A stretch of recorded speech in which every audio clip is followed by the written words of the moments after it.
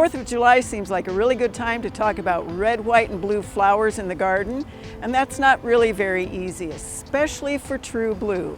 A lot of people want true blue. They get purple, they get pale blue, they get sky blue. It's still blue, and red can be either an orangey red, a warm red, or it can be a cool red, which has a little bit of that blue in it. Of course, white is relatively simple.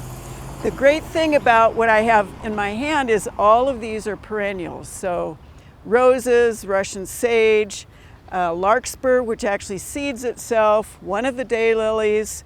We have stokesia or stokesia. We have sea holly. This is actually in the mint family, but it is not one that runs. So you can use all sorts of perennials knowing that the combination might last a little differently. The textures are going to be different. Or of course you can go to annuals. And there are more red and white annuals, some of the blues, some of them will be shade annuals, but color in the shade is tricky.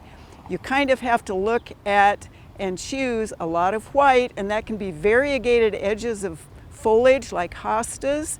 And then of course impatiens, we have sun and we have shade impatiens. That will give you some red. So think red, white, and blue for that hot firecracker summer day.